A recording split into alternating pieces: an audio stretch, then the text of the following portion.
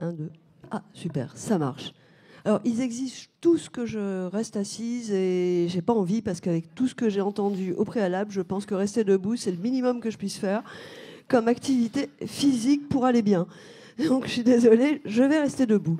Et puis, finalement, les experts sont là. Moi, je ne suis rien qu'un passeur. Donc, je vais animer cette table ronde sur un sujet extrêmement important, même si on a l'impression qu'en parlant de sport et d'activité physique, on parle de quelque chose de relativement léger. On va le voir à travers les interventions qu'en réalité, on est dans du sérieux, du très lourd, avec des enjeux majeurs pour la santé mentale. Alors, comment on procède? Je vous présente tous comme ça. Et puis, alors, Géraldine Philippe, vous remplacez Kamel Abdesalam. Vous êtes psychothérapeute et vous animez des ateliers de box thérapie. Donc, vous remplacez Kamel, qui est le fondateur de V-Punch Gym. Un mot de plus peut-être? Un mot de plus. Déjà, Kamel qui s'excuse évidemment de son absence qui a été retenue sur Paris. Voilà, moi donc je suis psychologue spécialisée en psychotraumatologie et travailler avec le corps quand il a été malmené a été une évidence. On travaille en cabinet avec quelques petits outils et la boxe a été un prolongement incroyable voilà, pour travailler sur son propre corps et la relation au corps avec autrui. Et voilà. Merci. Magnifique introduction. Je saute volontairement Jérôme Paladello. Voilà, puisqu'il va être le coordonnateur de cette table ronde et donc c'est lui qui va l'introduire. Donc je l'introduirai à la fin, si je peux me permettre. Nordine Oubali, j'étais vraiment très très heureuse de faire sa connaissance en préparant cette table ronde.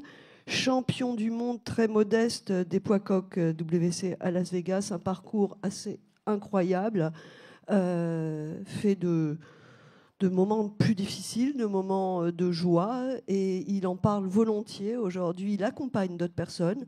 Nordine, tu veux dire un mot? Donc aujourd'hui, moi je suis ici pour surtout faire prendre conscience que le bien-être mental est aussi important, voire plus important que le bien-être physique. Mais pour être bien dans sa tête aussi, il faut être en mouvement et faire quel que soit le sport, se faire plaisir à son corps pour être tout simplement aligné mentalement. Merci Nordine pour cette introduction. Alors je ne vais pas me tromper parce que j'apprends à l'instant que vous remplacez le professeur Olivier Guidin. Vous vous appelez Claire Prévost, c'est bien ça. Et vous êtes cadre de pôle au centre hospitalier de Rouvray. Et donc une unité qui s'occupe des patients atteints de psychose résistante. C'est bien ça? Principalement un petit focus sur les jeux qu'on organise au sein de notre UMD depuis plusieurs années, qu'on a développé à l'échelle des UMD de France et qu'on souhaite développer sur tous les établissements publics de psychiatrie en septembre 2025. Voilà. Merci d'éviter les sigles. UMD, unité de malades difficiles, c'est voilà. Ça, donc les patients les plus sévèrement... Et plus largement aussi au sein de l'établissement avec une unité de sport adaptée, transversale et ouverte de la pédopsychiatrie à la gérontopsychiatrie. Très bien, merci beaucoup. Raphaël Poulain, j'imagine que les amateurs de rugby très nombreux vous connaissent. Ancien triple champion de France de rugby, comme son physique ne l'indique pas du tout. Au-delà, donc, je dirais que tu œuvres vraiment pour lever le tabou de la santé mentale dans le sport, même si on en parle aujourd'hui de plus en plus, mais c'est vraiment, après ta carrière professionnel devenu vraiment le sens que tu donnes à ta vie, j'ai envie de dire. C'est bien ça? Un poulain, c'est mon cheval de bataille, oui. C'est cadeau. Non, oui, j'ai eu un parcours facile. assez... ouais. Même moi, j'aurais pas osé.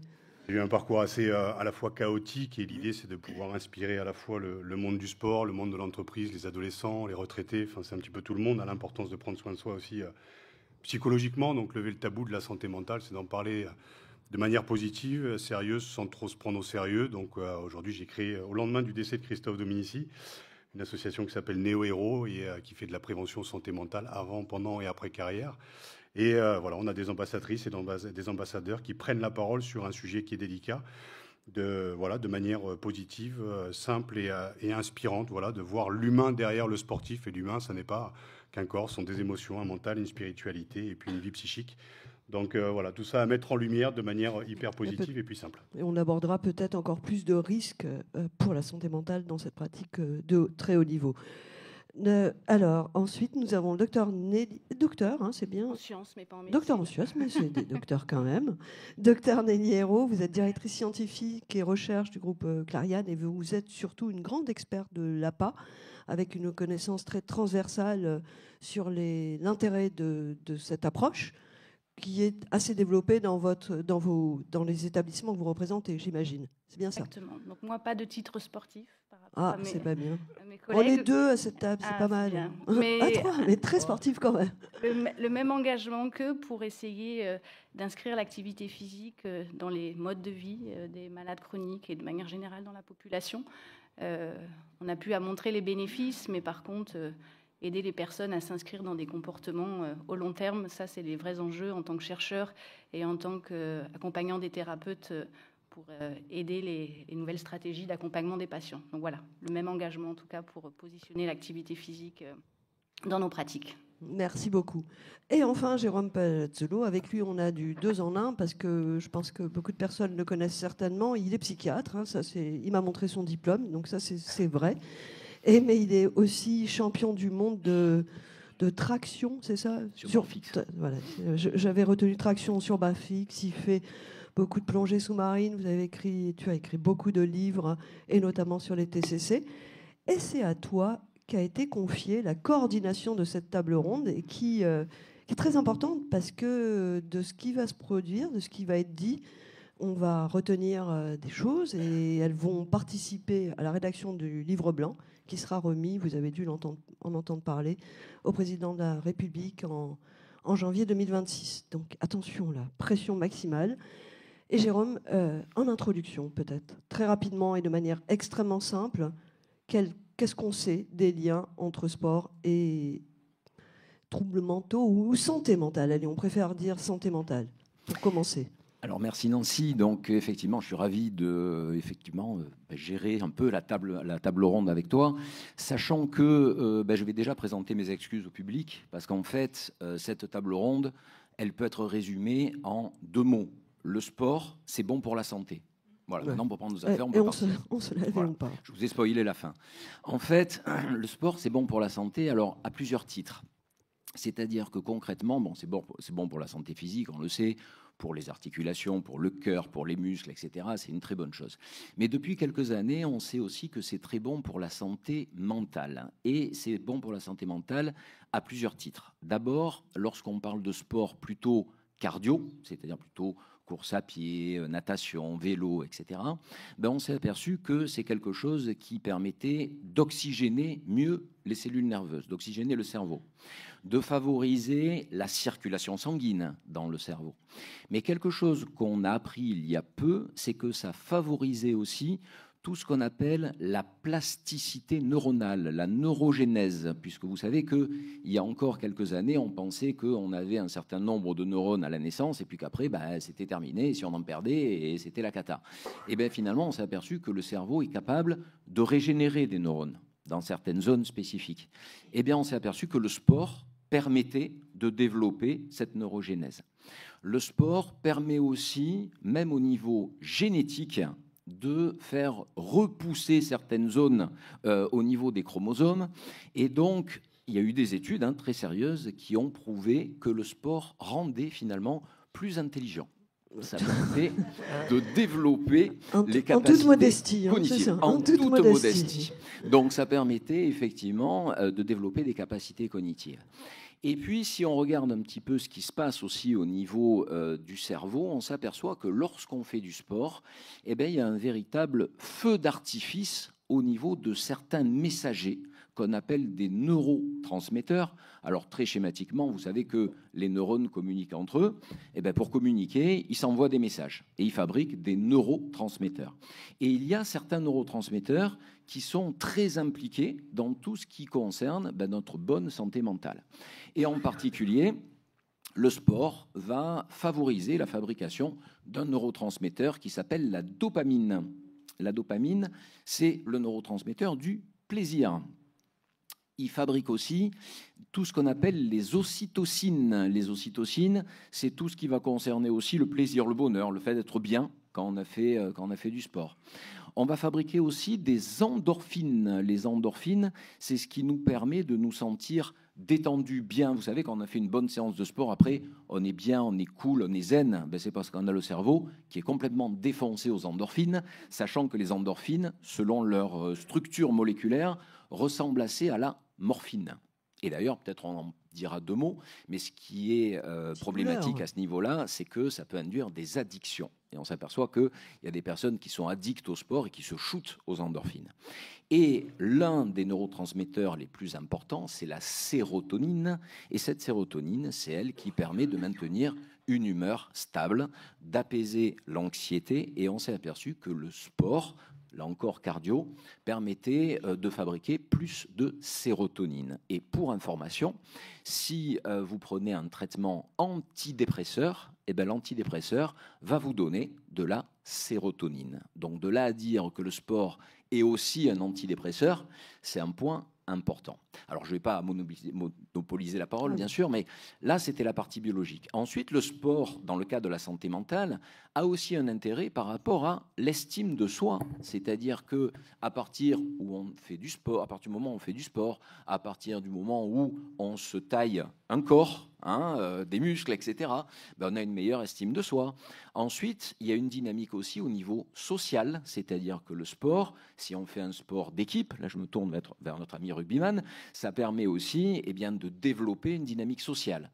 Donc on le voit au départ, on a quand même des éléments qui prouvent que le sport, c'est bon pour la santé en général, mais depuis quelques années, et en particulier là en 2025, par rapport à la cause nationale santé mentale, on s'aperçoit que le sport, c'est une dynamique essentielle dans le cadre d'un maintien de la santé mentale. Très bien. Merci Jérôme pour cette introduction. Mais donc tu as abordé beaucoup de choses, les bienfaits en premier, une petite allusion à l'addiction au sport qui peut être aussi une problématique, et puis ce que peuvent vivre les sportifs de haut niveau, on l'abordera aussi. Mais là, les bienfaits du sport, c'est bien, magnifique, etc. On le comprend. Comme tu disais au départ, le sport, c'est bon pour la santé. Mais si on focalise plus sur les malades, là, c'est-à-dire les personnes atteintes de troubles anxieux ou de troubles de psychose, de bipolarité, etc., est-ce qu'on a concrètement des études qui ont apporté la preuve que l'on avait des résultats tangibles aussi sur la santé mentale, alors en termes, je ne sais pas, de consommation de médicaments, d'hospitalisation, est-ce qu'on a des études scientifiques qui démontrent ça? Peut-être. Il y en a plein, justement. Donc, il y en a plein. Alors, vous n'en parlez pas assez.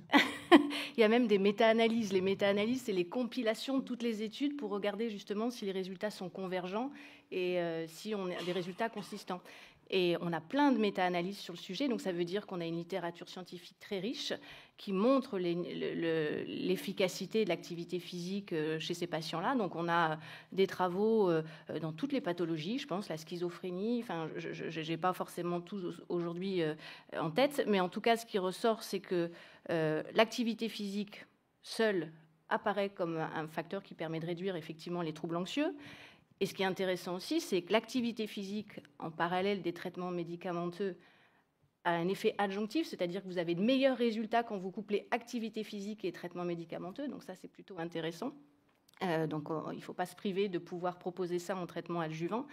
Là où moi j'ai été plus surprise en découvrant un peu cette littérature scientifique, c'est que les enjeux en termes de chercheurs aujourd'hui ne sont plus de montrer l'efficacité, c'est comment on peut inscrire les patients dans des comportements à long terme. Donc on ne se pose même plus la question d'efficacité. On n'est plus là-dessus. Quelle que soit la pathologie. Exactement.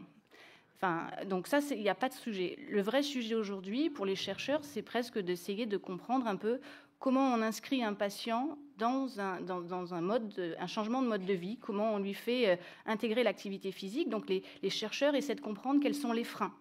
Alors, il y a une littérature qui se nourrit de 2 choses. On essaie de comprendre les freins du côté des prescripteurs. Pourquoi les psychiatres ne prescrivent pas autant qu'on le... On va poser la question. Voilà, autant qu'on voudrait. Donc, vous disiez, je crois, seulement 10 à 15% des psychiatres ça dépend des prescrivent pays.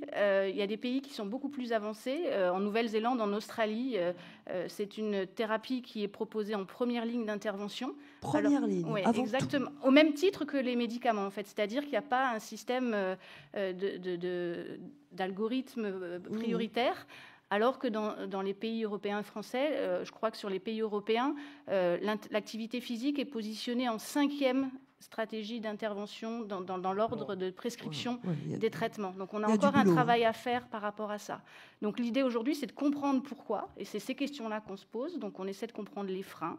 Donc souvent, il y a des problèmes de connaissances, de croyances. Donc vous parliez des freins chez les au niveau des prescripteurs, et là aussi même il y a des croyances et des méconnaissances. Exactement, même chez la peur du risque, puisque justement les traitements médicamenteux qui sont proposés dans les prises en charge de ces patients-là ont des interactions avec le système cardiovasculaire. Donc il y a la peur du risque cardiaque, mais qui est limitée, et on peut justement par l'activité physique adaptée complètement limiter ce risque et accompagner les patients pour faire ça en toute sécurité.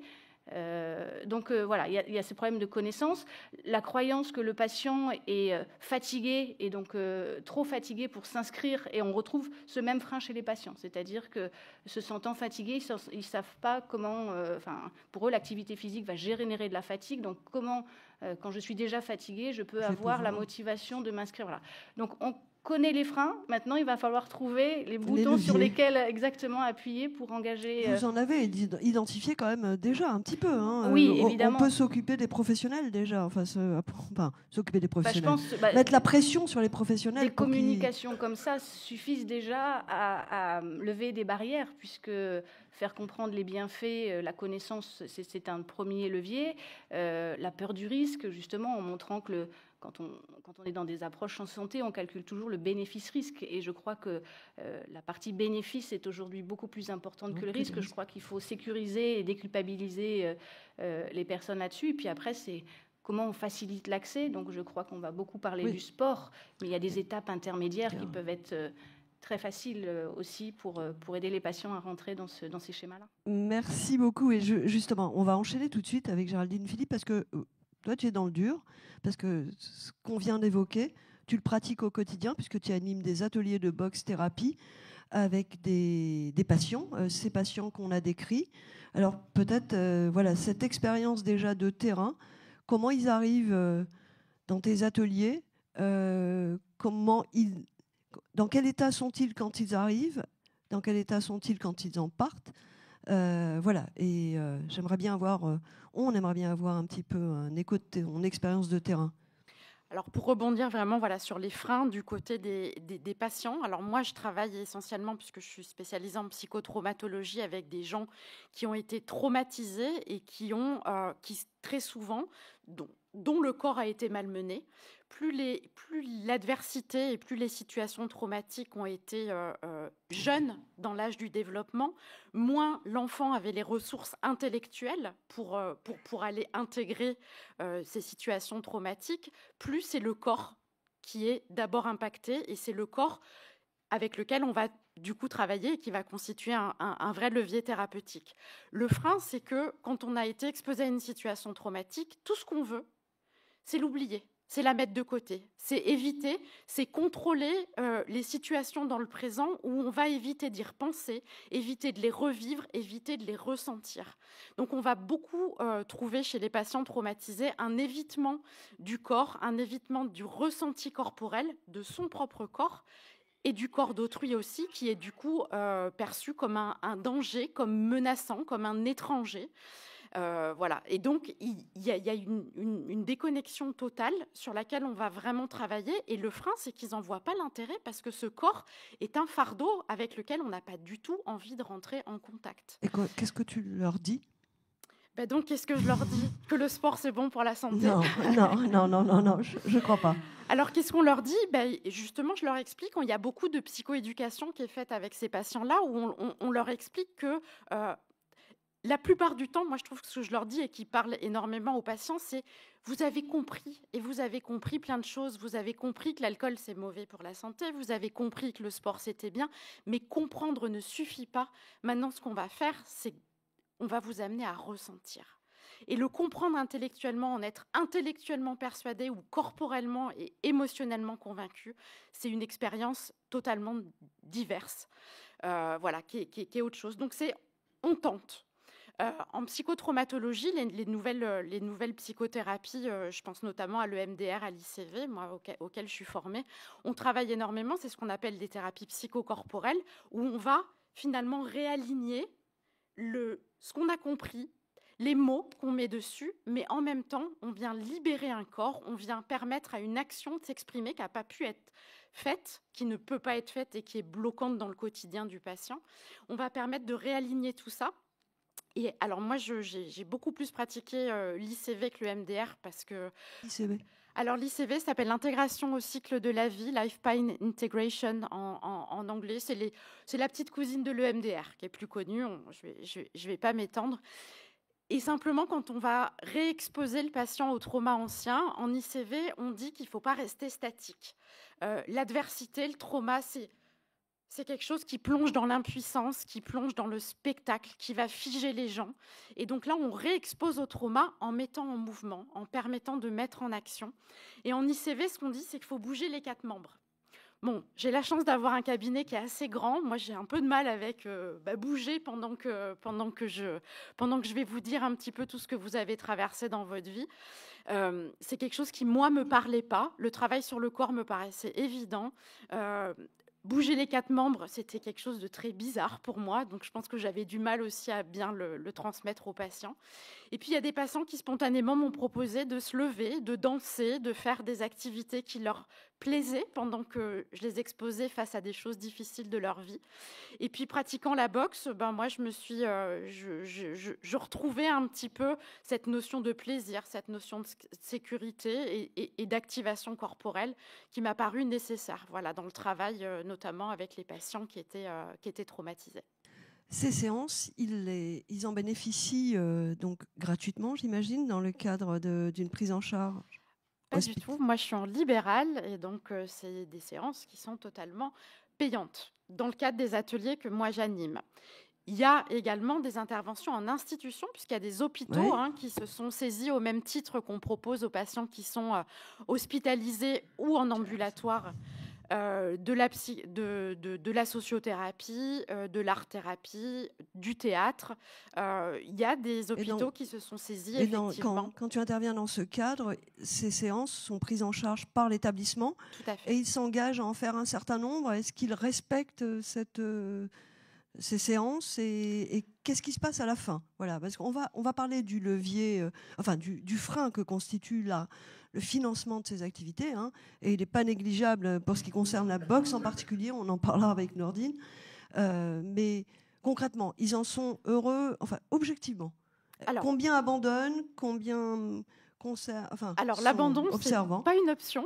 A priori, dans pas mal d'établissements, c'est un petit peu la condition quand on invite des patients et qu'on leur propose les différentes activités, on leur demande de s'engager sur un cycle complet. Un cycle complet, en général, c'est 10 à 12 séances où on va permettre, avec le même groupe constitué, de suivre plusieurs, c'est 1 par semaine, le plus souvent. Donc, soit les hôpitaux vont investir dans le matériel qui ne coûte pas énormément cher, un punching ball, quelques PAO, quelques pattes d'ours et tout ça pour nous permettre de faire les ateliers. Ou alors, ça suppose effectivement une logistique qui va être de sortir les patients pour pouvoir faire des partenariats avec des clubs de boxe existants. Donc souvent, ce qu'on observe, c'est des patients qui effectivement se tiennent à ces 10 séances. Ils n'ont pas le choix. Et ils à l'issue, n'ont pas vraiment le choix. Et je pense qu'il y a au moins 1 ou 2 séances où on les prépare à ne pas se réinscrire. Il y a vraiment une très grande adhésion. On leur explique qu'il va falloir laisser la place aux autres. C'est quelque chose de très frustrant.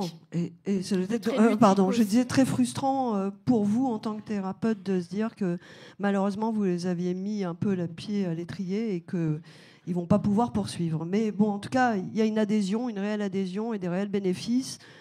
Je voudrais aussi, pour vous, Claire Prévost, vous l'avez développé dans ce qu'on appelle les USD. Je vous ai pas oublié, les sportifs. Les USD, donc les unités pour l'UMD, pardon, de malades difficiles. Donc, pour avoir Sur fait... l'établissement également. Sur notre établissement, on a depuis une quinzaine d'années un éducateur sportif pour tous les patients. Et puis quand notre unité pour malades difficiles a ouvert, on a vraiment inclus le sport comme outil thérapeutique au service des patients avec des séances de sport obligatoires aussi. Obligatoire, d'accord. De remise en forme. Sport ou APA puisque... Activité physique adaptée, APA. Donc on a effectivement dans ce programme de médiation qu'on peut proposer, une partie sportive qui est obligatoire. Ce sont des patients qui ont parfois passé de longues semaines dans des chambres d'isolement, qui ont une activité physique réduite, et donc petit à petit, on les remobilise par la médiation sportive et l'activité physique adaptée. Alors, vous avez identifié, j'imagine, assez aisément les freins. Quels sont les principaux freins? Ils sont très lourdement médiqués. Oui. Les médicaments ont des effets secondaires assez importants sur... Alors, du coup, c'est assez individualisé. En fonction du patient, on peut faire des séances individuelles avec les patients pour aller à leur rythme. Si c'est 3 minutes de marche au début, c'est 3 minutes de marche. Et puis, on a aussi des médiations collectives aussi pour travailler le collectif, les interactions avec les autres patients sur du volley, du rugby, du tennis, de la pétanque aussi. Voilà, tout un tas de panels d'activités qu'on peut proposer aux patients et on s'adapte à chaque patient et à ses difficultés. Que constatez-vous? Un épanouissement, dans un souci aussi de se dépasser. Il y a une certaine fierté à l'issue de ces séances chez ces patients. Parce qu'ils ont une très mauvaise estime, exactement. Bien sûr, une très mauvaise image. Avec aussi ça aide aussi, ça leur permet aussi de retrouver un rythme de vie et de médiation. On dit souvent, nos patients disent souvent qu'ils s'ennuient dans leur service. Reprendre une activité, s'inscrire dans les médiations, reprendre une vie avec des choses à faire dans la journée, c'est très important. Et ça paye aussi par la suite sur leur retour dans leur service. Il y a une meilleure adhésion à ce que les hôpitaux peuvent proposer en termes de médiation. Avez-vous identifié, alors vous n'êtes pas obligé de dire le rugby et la boxe, avez-vous identifié des activités physiques dont vous avez le sentiment qu'elles sont particulièrement efficaces chez ces patients? Alors nous, la boxe, on l'a mis en place depuis très peu de temps, parce que quand on a ouvert notre UMD, on avait commandé le punching ball, et les soignants ont dit « mais ça va pas, on va pas leur apprendre à nous taper dessus quand même ». Nordine meurt d'envie de réagir, tu vas réagir à ça. Oui. Et maintenant, on y est arrivé, c'est un outil très important pour eux, dont on se sert avec une nouvelle éducatrice sportive qui est arrivée aussi avec cette pratique. Mais c'est vrai que ça a longtemps été c'est une activité. Il fallait pas, ça allait encourager l'agressivité. Pour quelques soignants, il fallait un peu les fatiguer, ces patients, qui peuvent parfois présenter des signes d'agitation. Mais la pratique quotidienne, ça fait partie vraiment intégrante des soins, ça rythme leur journée. Dans nos unités, la vie est très ritualisée, on mange à telle heure, la distribution de traitements, tout est très ritualisé dans nos établissements. Et cette pratique sportive aussi rappelle un certain rythme, à se dépasser physiquement, c'est très important pour eux. D'accord. Et vous n'avez pas l'impression qu'il faut aller les chercher encore? Ils viennent plus... Pas forcément sur ce type d'activité. Il y a d'autres activités où c'est plus mais compliqué. Sur celle-là, ils sont pratiques artistiques, ou parfois c'est plus compliqué, ou de l'expression écrite, c'est plus compliqué. Sur la pratique sportive, non, il y a une très très bonne adhésion à ce type de médiation. Nordine, la boxe, il faut se débarrasser d'un certain nombre de clichés et à ton niveau, c'est vraiment champion du monde, mais tu le dis toi-même, petit garçon, 8 ans, tu commences, tu es un garçon agité. Exactement. Tu peux nous raconter en quelques mots et peut-être aussi nous parler de l'intérêt de la boxe? Souvent, on avait par le passé cette croyance que la boxe était un sport de brutalité, où souvent on avait vraiment une image négative de la discipline. Après, moi, étant jeune, j'étais un petit peu quelqu'un de turbulent, où on aurait plus dit non, il ne faut surtout pas le mettre à la boxe. Et au contraire, moi, la boxe, ça m'a permis tout simplement de me gérer, parce qu'on parle souvent de brutalité, mais la boxe, ça reste toujours un sport de gestion de ses émotions, de gérer ses colères, gérer ses envies. Donc, moi, la boxe, ça m'a permis, en étant jeune, sans pour autant en avoir conscience de tous les bienfaits. Là, je vous parle avec le recul que j'ai aujourd'hui et comment j'ai pu évoluer dans la vie. Mais moi, mon frère m'a mis à la boxe au départ parce que j'avais envie. J'avais envie de faire un sport de combat. À l'époque, on regardait beaucoup tout ce qui était Van Damme, Bruce Lee, tout ça. Donc il y avait aussi Rocky Balboa, évidemment. Et moi, mon premier amour de la discipline, c'était pas la boxe anglaise, c'était la boxe thaïlandaise, pied-point. Mais à l'époque, j'étais encore trop jeune. J'avais 8 ans. Et c'est mon grand frère Ali, et qui est par la suite, l'histoire dira qu'il deviendra mon entraîneur et qui me permettra de devenir champion du monde. Il m'a dit, Nordine, je vais te mettre à la boxe anglaise. Moi, j'ai qu'une envie, c'était de faire du sport, mais surtout un sport de combat. J'étais pas spécialement fait pour le foot, parce que j'ai fait comme tous les petits garçons. J'ai été faire du foot, mais j'ai pas ce...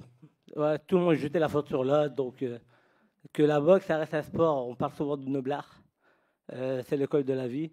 Et en boxe, souvent, pour devenir champion ou quoi qu'on fasse, si on n'a pas été sérieux à côté, on le paiera sur le ring.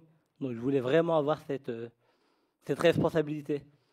Et quand j'ai fait de la boxe, ça m'a permis tout simplement de switcher. Moi, à partir du moment où j'ai commencé la boxe, je suis devenu un autre garçon. D'un enfant turbulent qui cherchait entre guillemets un petit peu les problèmes à tout le monde, j'étais plus calme. La discipline que j'ai pu avoir dans mon club, d'où l'intérêt aussi quand on met son enfant dans un club, dans une structure, c'est aussi et très très important, c'est que l'éducateur ait aussi des bonnes valeurs. Ces valeurs de bienveillance, de travail, du dépassement de soi, et surtout une association, ça reste quand même le sport pour tous, où on est mélangé à tout le monde, on n'a pas de croyance, il n'y a pas de couleur de peau, il n'y a pas de religion, il n'y a pas de couleur politique. C'est vraiment quelque chose qui nous permet vraiment de nous émanciper et de grandir. Et moi, la chance que j'ai pu avoir, c'est de pratiquer la discipline dès le plus jeune âge. Donc moi, je ne me suis jamais retrouvé sur on parle de communauté, tout ça. Moi, j'ai jamais eu de problème avec qui que ce soit. Je parle à tout le monde. Après, je ne juge pas la personne par l'apparence, mais je la juge une fois que je connais la personne. Parce que souvent, on a malheureusement, on se donne des images, des idées sur une personne alors qu'on ne la connaît pas.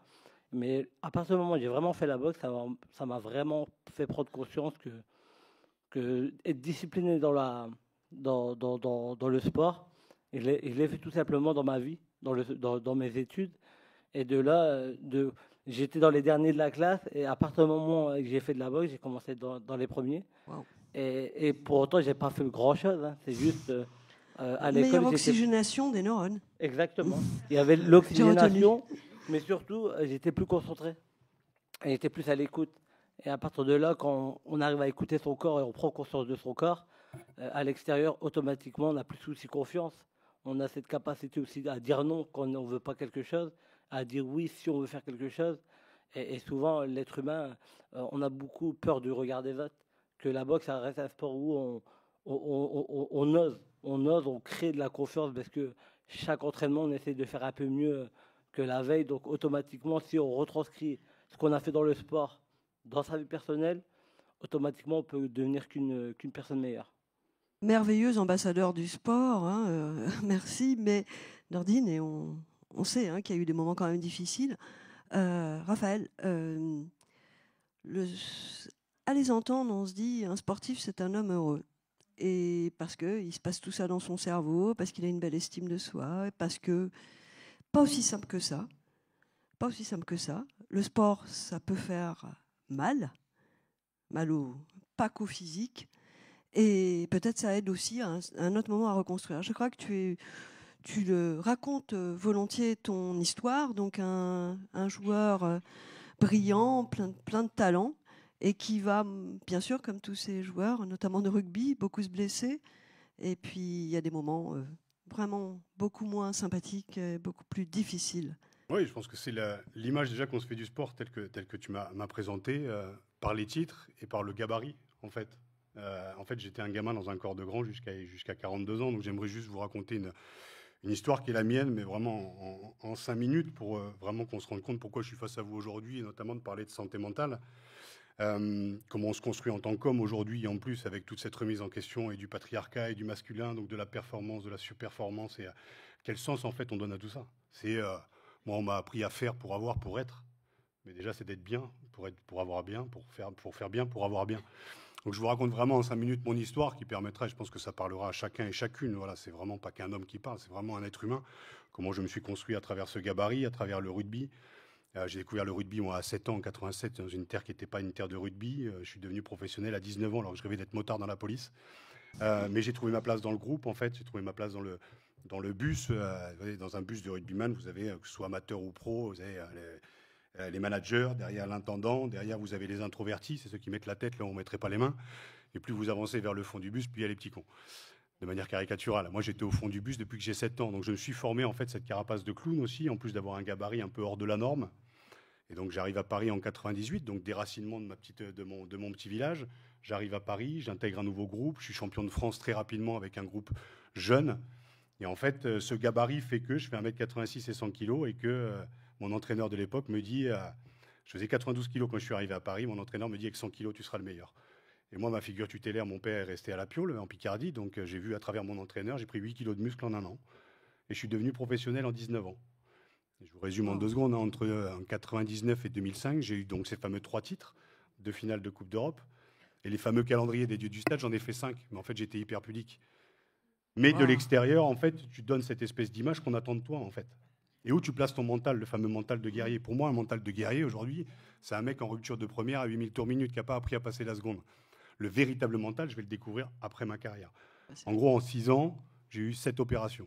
Voilà. J'ai eu 2 épaules cassées, un bras cassé, j'en ai une de mes 2 qui a explosé, je vous laisse imaginer, le genou éclaté, les chevilles, et une réputation de mec qui bringue en 3e mi-temps et qui est plus titulaire en 3e mi-temps que sur les 2 premières. Je vais aller vraiment au bout de mon propos, vous allez comprendre. Ouais. En 2005, j'arrête ma carrière. Tout le monde me dit je suis un bonhomme, je suis grand, je suis fort, j'ai fait les calendriers, j'ai mes boucliers. J'étais à la retraite en même temps que mon père. Donc voilà, il y a des retraités aussi qu'on a dans la salle. C'est qu'est-ce qu'on fait dans le monde d'après. Quand physiquement, psychologiquement, mentalement et spirituellement, on s'est consacré à sa performance. Et on pense qu'on part avec notre argent, notre notoriété, nos calendriers, cette image en fait. Mais qui on est à l'intérieur. J'arrive au bout, hein, vraiment, mais en 2008, je rencontre un journaliste et philosophe qui s'appelle Richard Esco, qui me dit « Raphaël, tu as été dans le paraître pendant 27 ans, il va falloir que tu as rencontré l'être et qui tu es à l'intérieur. Et le but dans ta vie sera de trouver l'équilibre entre ce que tu représentes et ce que tu es. Et moi, depuis tout petit, je suis en représentation. Le masculin, il conquiert l'extérieur. Qui je suis à l'intérieur. Parler de psychologie, c'est féminin, c'est une faiblesse, alors qu'aujourd'hui, c'est une putain de force. La vulnérabilité, c'est une force. Donc, je prends un bouquin de philosophie. Le dernier bouquin que j'ai lu, c'était le Père Goriot pour le bac français en 1997. Et sous contrainte, oui. Donc je me plonge à âme perdue dans la philosophie, la mythologie et la psychologie. Et quand un sportif ou une sportive arrête, qu'est-ce qu'on fait de son corps, de ses émotions, de son mental? Les addictions peuvent arriver pour remplacer les émotions, pour remplacer aussi ce qu'on sécrète au niveau corporel. Donc moi, ça a été la philosophie, la mythologie et la psychologie pendant 5 ans.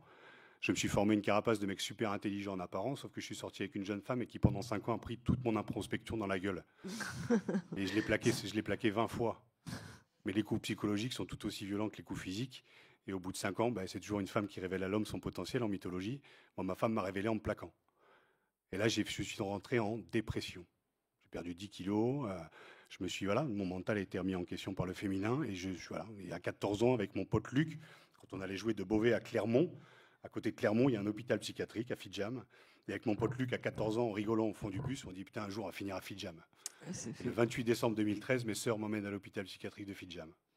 Et je meurs d'une partie de moi-même. J'ai vu 2 personnes parler une poubelle. Je me dis, je suis pas fou. J'ai reconquéré cette jeune femme. Aujourd'hui, on a 2 enfants. Et je vais plutôt très bien. Vous allez comprendre pourquoi je vous raconte tout ça. Le 24 novembre 2020, Christophe Dominici s'est suicidé. J'avais une émission sur Eurosport et ça faisait quand même des années que j'étais dans le développement personnel, la psychologie. J'ai fait une formation de coach mental, j'ai fait cette formation de premier secours en santé mentale. Et quand j'appelle Christophe pour l'interviewer, pour qu'il me raconte sa carrière, Christophe me dit « tout va merveilleusement bien ». On est le 30 septembre 2020. Et si Christophe saute le 24 novembre 2020. Et c'est ça la santé mentale. Pour moi, Christophe, c'est tout ce que l'on est, tout ce que vous êtes en fait. C'est tout ce que l'on se cache derrière ce que Jung appelle la persona, le masque social. Qui on est véritablement derrière tout ça. Je ne suis pas qu'un corps, je ne suis pas que des boucliers, un calendrier. Qui je suis à l'intérieur. Et donc le lendemain, j'ai appelé le papa de Christophe et j'ai dit on va créer Néo Héros, cette association, pour donner la parole à des ambassadrices et des ambassadeurs. Et je me permettrai de les citer à la fin de mon petit monologue, pour faire de la prévention santé mentale, c'est-à-dire de raconter des histoires vraies telles que je le fais face à vous aujourd'hui. Je suis juste un être humain parmi 7 milliards. Comment je me suis construit, comment j'ai déconstruit aussi ce côté invulnérable. J'ai écrit un bouquin en 2011 qui s'appelait Quand j'étais Superman. Tous ces rôles de héros et d'héroïnes en fait, qu'on peut jouer dans le sport de haut niveau. J'ai créé cette association. Mesdames et messieurs, le plus beau cadeau que j'ai pu me faire, et pourtant j'ai été un héros à 20 ans, j'ai fait une centaine de matchs au Stade Français, j'ai des boucliers comme vous le savez maintenant, mes gamins ils jouent aux cow-boys et aux indiens avec, donc autant dire qu'ils s'en ont rien à foutre de savoir ce que c'est. Le plus beau cadeau que j'ai pu me faire, mesdames et messieurs, c'est d'aller voir un psychologue. Et là j'ai retourné le miroir. Et là j'ai compris ce qui m'était arrivé, parce que j'ai des bagages de l'enfance aussi, on a tous des traumas. Comprendre ce que mes parents aussi avaient vécu, ce que mes grands-parents ont vécu, et ce qu'on trimballe de manière intergénérationnelle. Comprendre le gamin que j'étais, le clown que j'étais, la carapace que je me suis formé. Comprendre ce corps que j'ai en fait. Voilà, c'est pour ça qu'on a toujours ce rapport au corps, le jugement qu'on peut avoir des personnes en voyant le corps. Donc je me suis formé grâce à ça, j'ai vu un psychologue et c'est le plus beau cadeau que j'ai pu me faire aujourd'hui. C'est de me dire que je suis un peu moins connard avec ma femme qu'hier. Et j'essaye aussi d'éduquer mes enfants, non pas comme j'ai été éduqué dans les années 80, mais avec cette remise en question aussi du masculin aujourd'hui parce que c'est essentiel. Donc la santé mentale, c'est ça. Le paraître très bien, ce que l'on représente physiquement, le physique aussi, le sport, bien sûr que ça fait du bien physiquement, bien entendu. Mais mentalement et moralement, qui on est à l'intérieur, comment on se construit, comment on construit cette confiance, comment on se construit en tant qu'homme, en tant que masculin, en tant que femme aussi, comment on se construit aussi, avec toutes ces croyances archaïques aussi qu'une femme ça doit être comme ci, qu'un homme ça doit être comme ça. Et ça empêche la diversité et la différence. Et la santé mentale, c'est ça, c'est de prendre soin de soi pour prendre soin des autres. Et moi, maintenant que je me sens bien face à vous, je suis quelqu'un de bien parmi des gens bien, donc je vous renvoie du positif. Merci. Jérôme, on lui donne un diplôme de psychiatre, ça y est, on peut le dire. Juste un mot pour revenir, merci pour ce très très beau témoignage, mais pour revenir juste au sujet, quelle place a occupé le sport lorsqu'il a s'agi de te reconstruire? Est-ce qu'il y a eu des moments où tu l'as détesté le sport? Est-ce que tu as tout arrêté? Est-ce qu'il t'a aidé à revenir? Le sport, ça m'a construit en tant qu'homme. Alors ça m'a déconstruit aussi. Oui, c'est pour ça, après la phase de déconstruction. Beaucoup de bien aussi inconsciemment, en plus, grâce aux gens que j'avais autour de moi. Grâce à la place dans le bus, grâce à mon manager aussi, qui m'a fait aimer aussi le sport. Non, mais après la chute.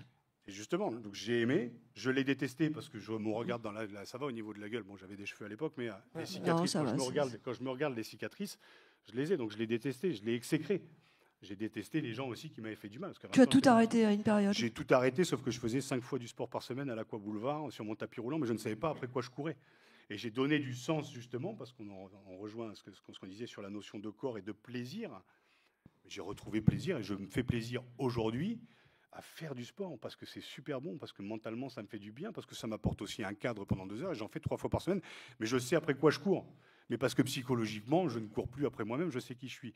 Donc maintenant, le sport est un sport plaisir. Je ne suis plus à essayer de conquérir l'extérieur, à prouver que je suis capable d'être performant. J'aime le sport et bien sûr que ça fait du bien. Je pense que c'est marqué sur ma tronche. Voilà. Très bien. Merci pour ce témoignage très, très fort et très naturel.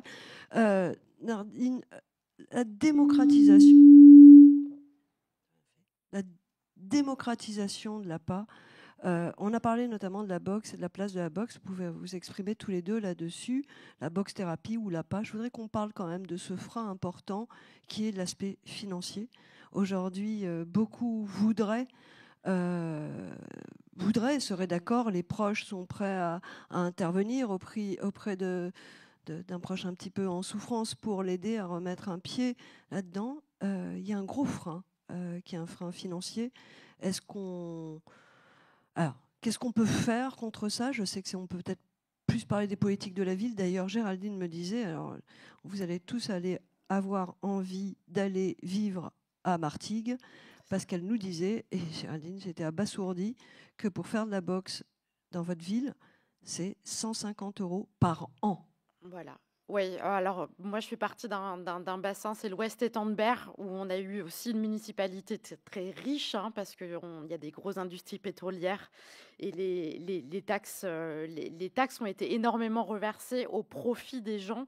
Donc on a un très très très grand nombre d'infrastructures qui permet aujourd'hui vraiment d'avoir le sport qui est accessible à tous à des prix dérisoires. Et je disais, moi mes enfants, ils ont fait des sports très cher normalement, comme l'équitation, comme l'escalade, pour 10 € l'année. Et quand on allait inscrire à 10 € l'année, on avait 2 repas pour la fête de fin d'année, une casquette, un t-shirt. En gros, on était payé chez nous dans notre municipalité pour faire du sport. Voilà. Et puis il y a une petite concurrence entre Martigues, Fos, Istres, où chacun va un petit peu faire à qui va faire la culture, le sport, accessible au plus grand nombre. Et c'est vrai que voilà, donc il y a une très grande responsabilité, à mon avis, déjà pour rendre le sport accessible, le sport aussi de proximité. Je disais à Martigues, on a des grandes infrastructures, on a des grands gymnases, mais on a aussi 10 centres sociaux et maisons de quartier. C'est-à-dire qu'il y a aucune personne qui peut dire bah non, je ne vais pas au sport parce que c'est trop loin. On a toujours à côté de chez nous une structure sportive. Et là aussi, bon, on en parlait un petit peu tout à l'heure. Il y a la question du sport et il y a la question de l'activité physique adaptée. Et je crois qu'il y a aujourd'hui aussi une réflexion importante à mener, notamment parce que quelqu'un dont le corps a été malmené et qui a fait un petit peu déjà de la thérapie, il va pas se sentir à l'aise en boxe. Il va pas se sentir à l'aise en boxe avec son corps. Il va pas se sentir à l'aise. On imagine une femme battue qui va d'un seul coup avoir un point qui lui arrive dessus. Il y a aussi des formations à faire. Il y a aussi des gens à former, des éducateurs sportifs pour des gens qui auraient des pathologies spécifiques, qui auraient des histoires de vie particulièrement traumatiques. Voilà, de réfléchir à la fois sur le sport et l'activité physique adaptée, comment on peut réfléchir à une transition. Alors, voilà, juste à Martigues, parce que je vais en faire la pub, parce que... c'est exemplaire.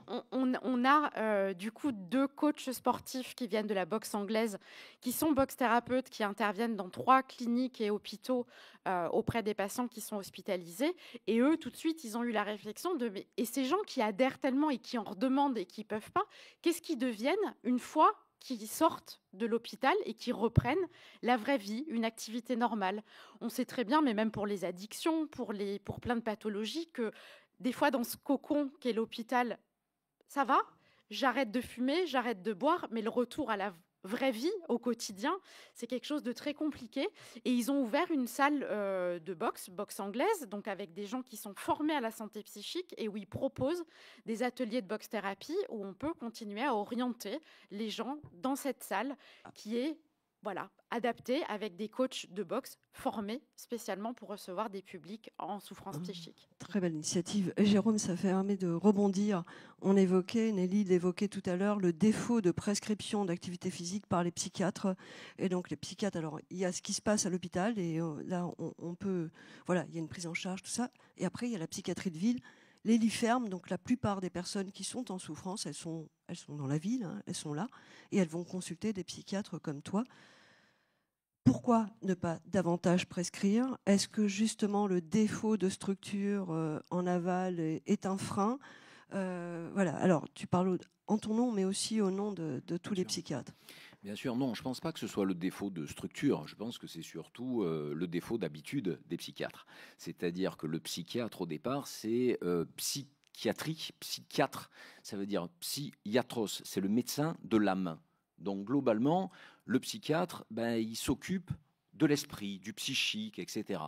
Et depuis quelque temps, heureusement, les mentalités évoluent et on comprend que l'esprit fait partie d'un tout, c'est-à-dire que quelque part, il est relié au corps et que quelque part, si on est bien dans son corps, on peut être bien dans sa tête et si on est bien dans sa tête, on est mieux dans son corps.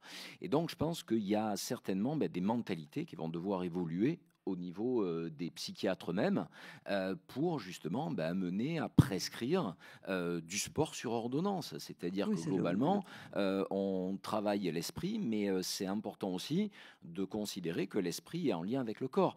Alors après, il y a ils n'y croient pas un petit peu. C'est un petit peu la suprématie des médicaments. C'est-à-dire. C'est un peu ça. C'est-à-dire qu'en plus, il y a en psychiatrie différentes orientations de psychiatre. Par exemple, moi, je fais ce qu'on appelle des thérapies comportementales et cognitives.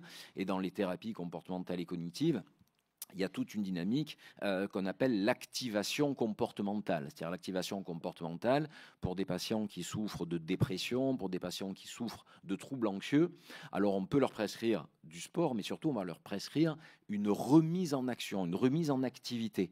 Et tout à l'heure on parlait aussi du manque de stimulation des patients.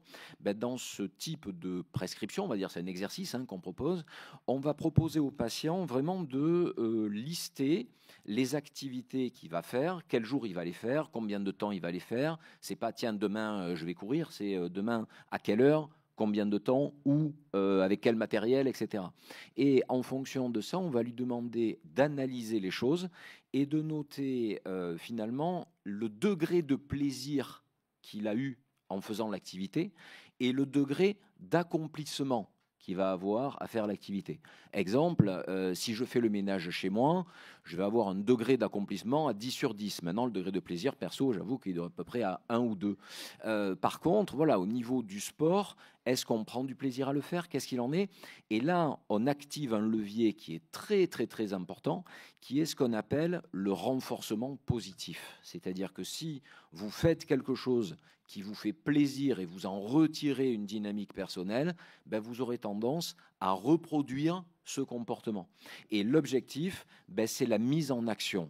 Et pour finir sur cette activation comportementale, l'objectif, c'est pas de dire je dois battre un record, je dois faire ça. Par exemple, en gros, ben, ceux qui sont de Nice, par exemple, ben, les personnes ne vont pas dire tiens, il faut que j'aille courir du port à l'aéroport et faire l'aller-retour. Parce que si la personne dit ça et qu'arrivé à la moitié de la promenade des Anglais, il est fatigué, il en a marre, s'il revient, il va considérer ça comme un échec. Et le but, c'est pas du tout ça, c'est pas de travailler dans l'échec, c'est de dire mais déjà vous vous êtes levé, vous avez mis vos baskets, vous êtes allé courir, vous avez couru 500 mètres, c'est génial. Pour le coup, vous êtes le champion du monde. Et maintenant, l'objectif, c'est d'essayer de continuer dans ce registre. Et finalement, moi, je fais souvent le lien entre, pour le coup, la psychiatrie et plus la psychothérapie et le sport. C'est-à-dire que concrètement, moi, j'ai la moitié de ma pratique où je suis coach sportif, quoi. C'est-à-dire que je dis aux patients, mais pas que pour le sport, je dis aux patients, ben voilà, c'est bien, essayer de mettre en place telle stratégie, essayer de mettre en place tel objectif. Et puis, s'ils réussissent l'objectif, je change de casquette, je mets les pompons au bout des bras et je fais la pom-pom girl. Je dis mais c'est génial, vous avez réussi, c'est très bien. Et je le pense sincèrement parce que on se félicite des progrès faits par le patient. Un patient qui sort plus depuis 3 mois parce qu'il est dépressif, il est enfermé chez lui et il y a un moment où grâce au traitement, on ne va pas nier les traitements, mais grâce au traitement, grâce à la prise en charge, il va descendre, sortir son chien et faire les courses au carrefour du coin. Mais c'est génial. Et donc, le but, c'est d'essayer de travailler dans cette dynamique. Mais le fait que tu aies une double casquette, que tu sois d'abord aussi un sportif de haut niveau, ça change la donne. C'est-à-dire que quand tu parles à tes patients, tu penses aussi au bienfait que ça procure chez toi. Donc, il y a un discours qui est d'une totale cohérence aussi. Alors, sans faire du complotisme à 2 balles, il ne s'agit pas. Est-ce qu'aujourd'hui, le sport n'est pas assez développé ou l'activité physique adaptée parce qu'on subit aussi un peu le lobbying de l'industrie pharmaceutique. Récemment, il y a une grosse campagne qui est lancée contre l'usage abusif des benzodiazépines. Est-ce que finalement, ce ne serait pas le moment de surfer sur cette vague? C'est-à-dire qu'effectivement, le sport, on se dit, mais c'est quoi ça? C'est pas de la médecine, ça. C'est pas... On a prouvé ses bienfaits dans des maladies somatiques, sur des cancers. Des cancers, on dit, moins 50% de récidive sur un cancer du côlon avec du sport. Moi qui suis une vieille journaliste médicale, quand je disais ça, je me faisais huer par les médecins dans la salle il y a 10 ans. Et aujourd'hui, c'est prescrit dans les centres de lutte contre le cancer. Est-ce que sur la maladie mentale, il faut que vous y alliez, je dirais, de manière plus offensive, plus... Est-ce qu'il faut aboutir au sport sur ordonnance le plus rapidement possible? Enfin, on l'a obtenu, mais peut-être le remboursement. Ça, vous disiez que vous n'êtes pas nécessairement d'accord, mais si on veut que ça soit pris au sérieux, est-ce qu'il ne faut pas aller jusque-là? Alors, c'est pas d'accord. C'est juste de dire si on attend des pouvoirs publics d'avoir le sport sur ordonnance pour s'engager dans le sport, on prend un risque d'échec. Donc, je crois qu'il faut essayer de voir à quelle mesure, et heureusement, qu'aujourd'hui, il y a plein de structures, plein d'acteurs du système de santé qui se sont déjà responsabilisés autour de l'activité physique pour le proposer à leurs patients sans qu'aujourd'hui il y ait un remboursement. Alors ça facilitera ça facilite, c'est évident. Mais est-ce que c'est pas une façon de le prendre au sérieux? Je suis désolée, hein, mais là, moi, j'ai une vision très un petit peu à distance. C'est pas pris au sérieux. Vous le prenez tous au sérieux ici, mais c'est pas pris au sérieux à l'extérieur. Les instances sanitaires ne prennent pas au sérieux le sport. Enfin, on pourra échanger avec la salle. Hein. Et vous me le direz. Non, Jérôme, tu n'as pas le droit de me dire que j'ai complètement tort. Non, du tout. Non, mais de plus en plus, quand même, ils en tiennent compte. Parce que tu parlais du lobbying pharmaceutique, etc. En fait, le lobbying pharmaceutique, il est pour le sport. Parce que quelque part, si on donne un traitement et qu'on fait du sport en plus, le traitement marchera mieux. Donc, quelque part, on en prendra moins. Il vaut mieux. Oui, mais pas tant que ça. Parce que quelque part, si le traitement il marche pas, c'est pas très bon. Et puis, même pour aller plus loin, c'est même, pour le coup, conseillé par les laboratoires. Par exemple, il y a certains traitements antipsychotiques qui ont tendance à développer parfois ce qu'on appelle un syndrome métabolique avec une augmentation du cortisol, etc. Et ben, dans les indications, les laboratoires nécessitent et ils disent que si on prend ce traitement-là, ben, c'est bien que les médecins, au sens large, puissent donner des règles d'hygiène de vie dans ce contexte. Donc c'est pas d'opposition. Voilà, c'est quelque chose qui rentre quand même dans les mœurs, quoi. Je voudrais aussi avoir l'avis des autres membres de ce débat sur cette question. Nelly, non? Pour faire le lien avec la table ronde d'avant, c'est aussi important avec les politiques de la ville, les contrats de santé mentale locaux. Nous, on s'appuie beaucoup sur les clubs sportifs de l'agglomération rouennaise. À la fois, on fait venir des sportifs au sein de nos unités de soins, mais après, c'est aussi le job de notre unité de sport adapté d'aller convaincre les clubs de prendre en charge nos patients à la sortie, d'accompagner les patients vers une pratique sportive à l'extérieur de l'hôpital, pour préparer la sortie et puis poursuivre l'activité sportive une fois la sortie d'hospitalisation, parce que c'est ça l'objectif, quoi. Nordine, un mot sur la démocratisation de la boxe pour qu'elle soit accessible à un plus grand nombre?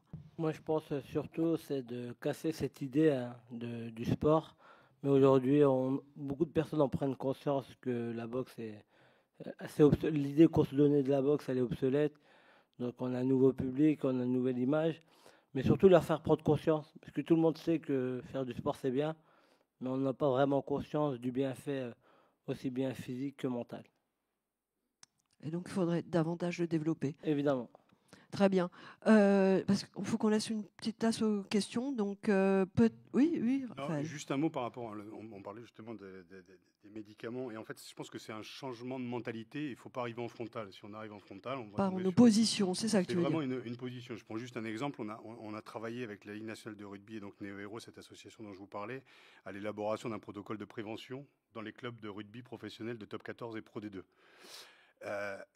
On n'est pas arrivé en frontal, mais parler de santé mentale et parler de psychologie dans un milieu, une fois de plus, très masculin, on est tombé face à certaines personnes, et pas toutes, mais d'une certaine génération qui nous disaient « on va pas non plus leur demander comment ils chient le matin ». Non mais c'est ce cliché-là. Donc c'est pareil, c'est que voilà, si on considère qu'il faut passer par l'aspect médicamenteux pour soigner quelqu'un, il faut aussi changer les mentalités en disant « mais ce que vous faites, c'est très bien ». Mais le complément de sport est très bon. La santé mentale, c'est de dire OK pour l'accompagnement, mais la prévention, en fait, elle est nécessaire. Mais on n'est pas contre vous, en fait. C'est une compétence en plus. C'est complémentaire. C'est pour ça qu'il faut démocratiser la santé mentale. Et l'idée de la prévention, c'est de ne pas dire aux médecins, vous avez fait de la merde pendant des années, nous, on va prendre votre place.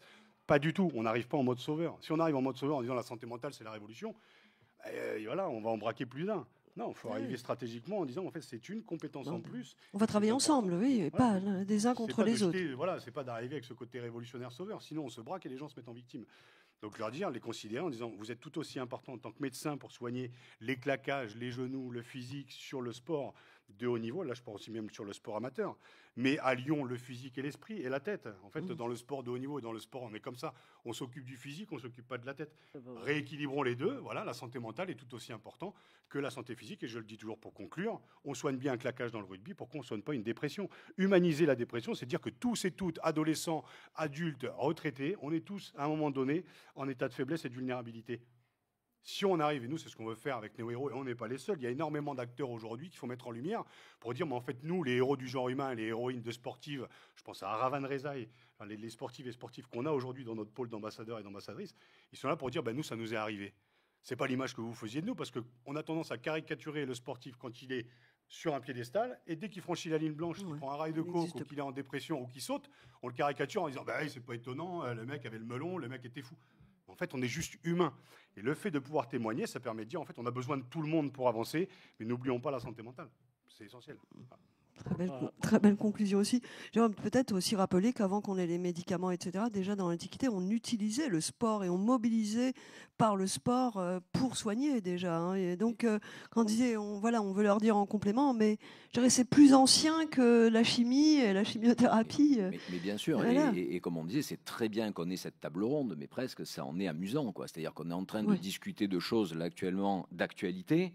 Sachant que dans l'Antiquité, les Grecs faisaient déjà ça, c'était logique. Hein. Et là, on doit avoir. Donc voilà, c'est une découverte avec les moyens actuels, mais quelque part, bien entendu, c'est intégré. Et je suis tout à fait d'accord avec mon ami Rubiman, mais effectivement, l'objectif, c'est de travailler ensemble et d'essayer de voir que tout ça, ce n'est pas incompatible et au contraire, c'est synergique, quoi. Avoir désormais un ami rugbyman, un ami boxeur, te voilà magnifiquement entouré quand même. Hein.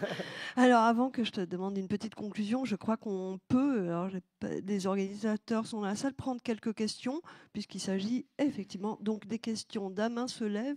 Est-ce qu'il y a un micro pour la salle ou pas? Ah, merci. Et est-ce qu'il y a quelqu'un pour le passer ça? Alors j'y vais. Ça va pas être facile. Merci. Est-ce qu'il y a quelqu'un dans l'organisation pour le passer?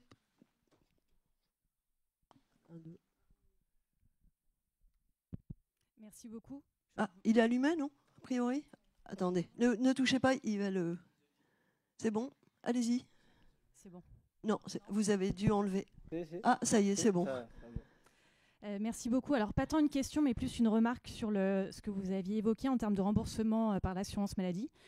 Moi, je pense que dans le cadre du changement culturel qui a opéré, c'est un changement culturel aussi au niveau des entreprises. Moi, j'aimerais savoir dans la salle, en fait, quels sont les horaires de chacun. Comment on applique du sport quand on fait un 9h-20h, quand la culture du monde de l'entreprise aujourd'hui, c'est le présentéisme. Quand vous partez à 18h, qu'on vous dit t'as pris ton après-midi. On en a encore là. Et je pense qu'un des sujets de fond, c'est d'opérer ce virage culturel où effectivement, on est encore plus efficace, plus productif. Quand on fait du sport, on va mieux dans sa santé mentale, on va mieux chez soi, on prend mieux soin de ses enfants quand on est bien dans sa tête. Et je pense que c'est vraiment un sujet global, holistique, c'est un terme qu'on entend beaucoup. Mais effectivement, c'est vraiment un sujet holistique de comment on intègre la santé mentale dans toutes nos activités, y compris dans le monde de l'entreprise. Et ça, c'est aussi des actions qu'il faut pouvoir opérer en tant que professionnel de santé, en tant qu'ambassadeur, en tant que témoin. C'est juste fondamental. Bien sûr. Mais ça commence un peu à se développer quand même, de plus en plus d'entreprises. Il y a beaucoup d'hypocrisie là-dessus. Okay. Donc attention, quand vous travaillez dans le monde de l'entreprise, il y a beaucoup d'hypocrisie et beaucoup d'affichage, beaucoup de valeurs. Et dans les faits, si vous dépassez une demi-heure dans la salle, on vous remarque. Est-ce que quelqu'un veut réagir avant que je continue de faire tourner là? Vous voulez répondre à ce qui a été dit? Oui, non, mais juste un mot. Ou vous approuvez, j'imagine.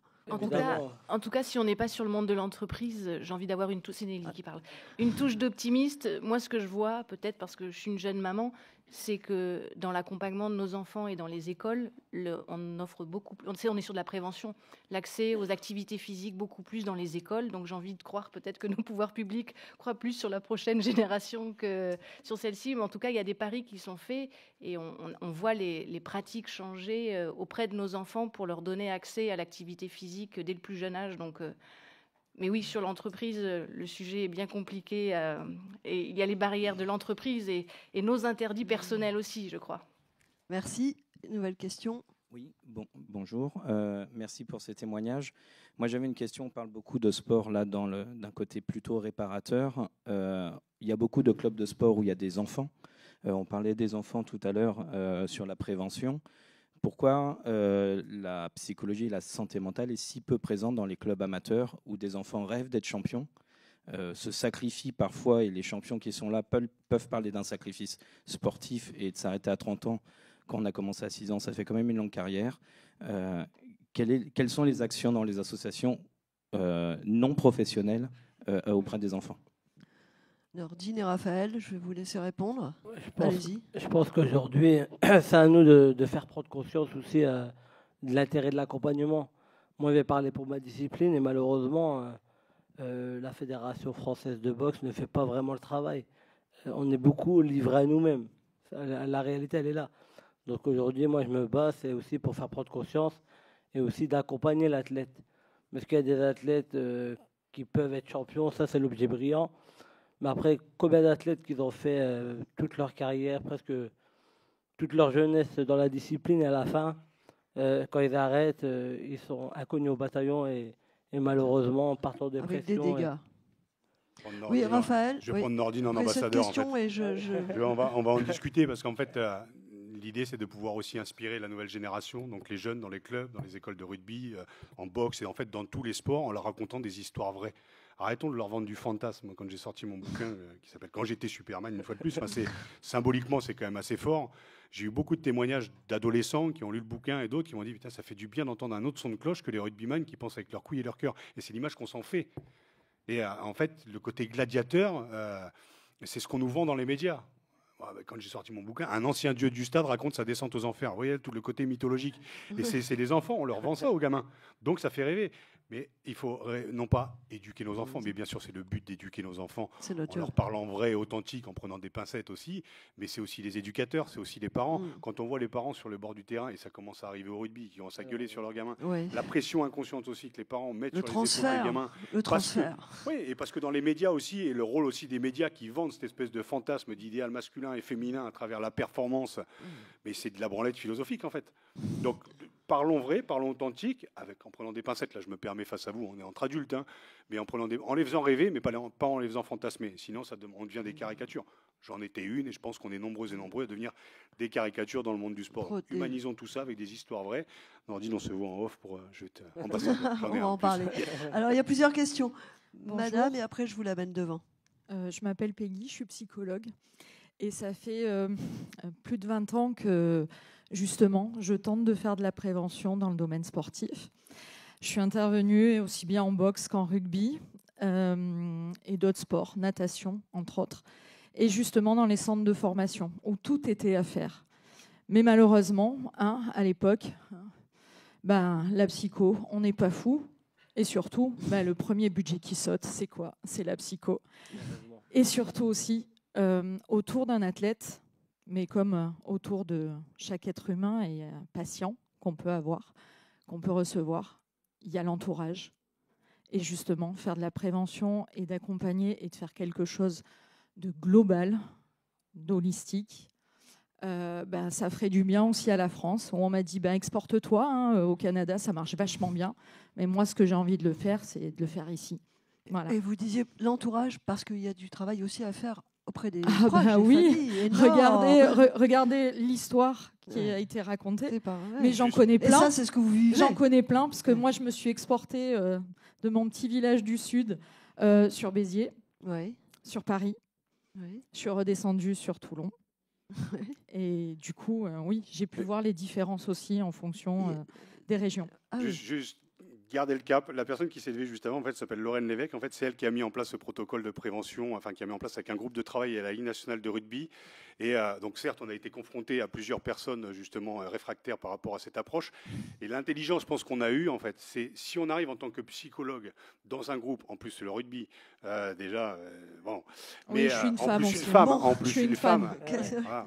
Et Lorraine pourra en témoigner justement. En plus une femme, ça dérange. Et le mix qu'on a réussi à faire, en fait, on a créé une équipe. Alors, Jean-Luc Douillard est un psychologue clinicien et en fait, on a mixé à la fois la théorie et l'expertise d'un psychologue avec un témoignage. Le témoignage permet d'humaniser et que les jeunes et que les joueurs peuvent s'identifier, et les joueuses aussi, peuvent s'identifier en fait à un parcours de vie, que ce soit le mien ou ceux de nos ambassadeurs, et derrière de vous faire intervenir en disant en fait ce qu'il a raconté, voilà ce qu'il est arrivé. Voilà quand ça va bien, voilà dans les moments plus compliqués, les moments dépressifs, cette spirale à la con qui vous amène jusqu'à des pensées suicidaires. Moi, ça m'est arrivé. Et en fait, il vulgarise et il donne accès en fait à la santé mentale à des personnes qui ne sont pas câblées. Et le fait juste d'ouvrir par ce mix d'équipe, d'où l'importance de travailler en équipe, c'est on apporte de l'expérience, de la théorie, on mixe, et puis à la fin, on leur dit, voilà, ce qu'on vient de vous raconter, ça vous concerne, donc vous êtes au bon endroit, c'est juste qu'eux n'étaient pas au bon endroit, Je sais et on va en il discuter faut être après. au bon endroit au bon moment. Ouais, Juste bien. un petit truc aussi sur la globalité aussi, c'est justement le sport aussi m'a permis de travailler en psychotrauma et avec des jeunes migrants qui arrivent avec un parcours migratoire de fou, et justement par le sport, et ils ont pu verbaliser ce qui se passait pour eux et de se réinsérer aussi socialement. Et c'est génial d'être ici. Merci. Un ultime témoignage. Et juste pour la transition, vous parliez d'un peu du manque de psychologues dans le sport, mais j'ai envie de dire, même moi, c'est une problématique plus globale de société. Je suis psychologue sapeur-pompier, j'ai été recrutée sur le SDIS 13, où des psychologues professionnels, puisque actuellement moi je suis volontaire maintenant, mais psychologue professionnel, le premier poste qui a été créé 2021. Wow. 2021, 2 psychologues à mi-temps pour venir débriefer des travailleurs qui sont exposés à des situations potentiellement traumatiques dans leur quotidien. Donc on a des décennies de retard. Problème de budget ? Problème de budget, problème de représentation. On avait un médecin-chef qui était là pendant 30 ans qui disait on n'est pas des PD. Voilà. Et vraiment quelque chose qui a, nous, énormément contribué à démocratiser ça dans les pompiers. On est dans l'Antiquité, finalement. Tout à fait. Dans les pompiers, dans le civil, c'est les marins-pompiers, parce que les marins-pompiers, ce sont des militaires qui ont, eux, en fait, quand ils rentrent à la caserne, ils passent devant le bureau de la psychologue et ils savent qu'ils vont se faire prendre par l'oreille à chaque retour d'intervention. Et c'est quelque chose qui est intégré depuis des années. Et voilà, et c'est quelque chose, je sais que moi, dans les pompiers civils qui voyaient notamment une femme arriver dans un milieu d'hommes, qu'est-ce qu'elle va ? Elle va nous analyser celle-là. Alors j'ai eu le droit avec la lettre psy à tu viens du Club Med, la fourche de l'enfer, voilà, toutes ces choses-là. Où vraiment les marins-pompiers disaient mais non, mais c'est évident, nous on passe devant la psychologue à chaque retour d'intervention, et c'est quelque chose qui a contribué à changer aussi un petit peu les représentations dans les pompiers civils, mais 2021, le premier poste de psychologue pro chez les pompiers. Encore à faire. Madame, je vous en prie. Bonjour, je m'appelle Fabienne, je travaille pour l'association Isatis. Je pense à l'inclusion. Quand on parle d'activité physique et sportive adaptée, c'est très bien, il en faut. Mais ce que j'observe souvent, c'est que du coup, ça clive encore les personnes que nous accompagnons, puisque justement, il manque des prescriptions sur ordonnance pour la pratique du sport. Donc du coup, ça enferme encore. Et sur la commune de Fréjus-Saint-Raphaël, moi, je circule un petit peu sur toute la région, PACA, mais sur la commune de Fréjus-Saint-Raph, il y a dans la communauté d'Aglo une volonté de mise en réseau de tous les partenaires du médico-social pour mettre en place une cartographie de tout l'existant, notamment en termes d'équipements sportifs ou culturels. Alors, au niveau de la culture, on n'est pas encore, même s'il y a des chèques culture, on est loin de la prescription pour faire de l'art-thérapie. Donc, déjà, je trouve qu'au niveau du sport, on avance pas mal. Et pourquoi vous parliez de clivage, pardon ? Eh bien, parce que du coup, les personnes, elles vont... moi, je vois, par exemple, dans des foyers, c'est rare qu'on parte avec le groupe pour inscrire le groupe dans une activité de titre en milieu ordinaire. Par exemple, on va à la piscine, on a un créneau avec un IME alors qu'on est des adultes. Donc, pourquoi ne pas essayer de constituer des réseaux au niveau des communes où tous les clubs stigmatisation, vous parlez de la problématique d'inclusion, là, aussi. Oui, c'est ça, c'est d'inclusion, problématique d'inclusion pour ces patients.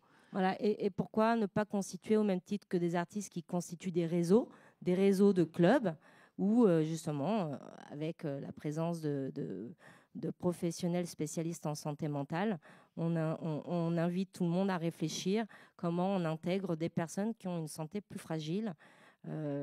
Voilà, puisque parfois dans le milieu bien musclé, cette psychologie masculine qui fait que,